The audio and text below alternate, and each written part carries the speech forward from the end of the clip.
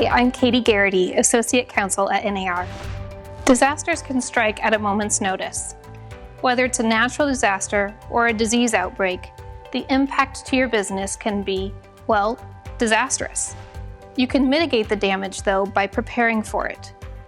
Implement a disaster preparedness plan that will enable you to act quickly and effectively during a time of great stress and panic for you and your clients. Here's how. First, outline the steps you'll take to address the safety of your staff and independent contractors. Schedule routine safety drills. Create a check-in procedure for everyone to communicate with you about their safety. Have a remote work policy if employees cannot report to work. Share your plan with your team so everyone understands how it will be implemented. Next, address securing your critical hardware and electronic data. Enlist the help of an IT professional to develop a systems recovery plan and adopt a system that can sustain remote work.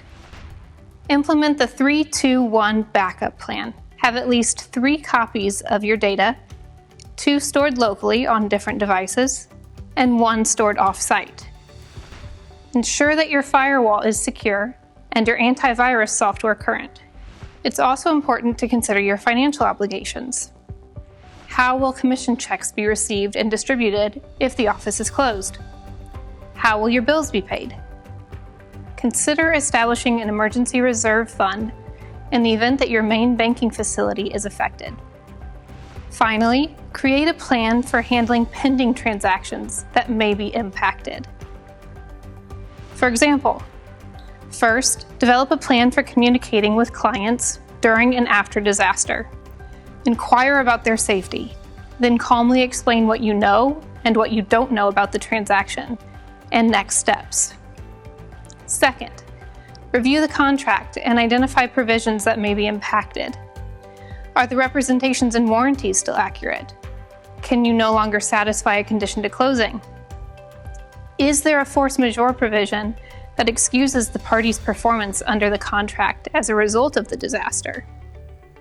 Is there a provision allowing for the extension of the closing date? In the event of a natural disaster, look for language identifying which party is responsible for damage occurring to the property prior to closing.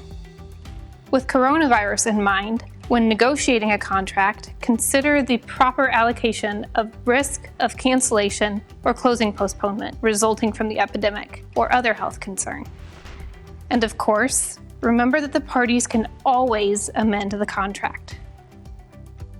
Third, review applicable state law.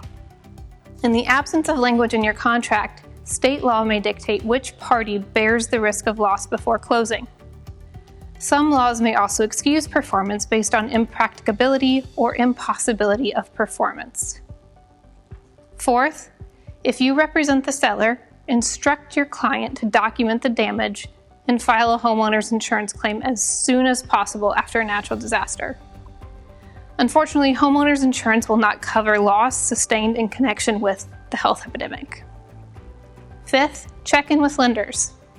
If the contract remains effective, the buyer should ask about reappraisals and reinspections.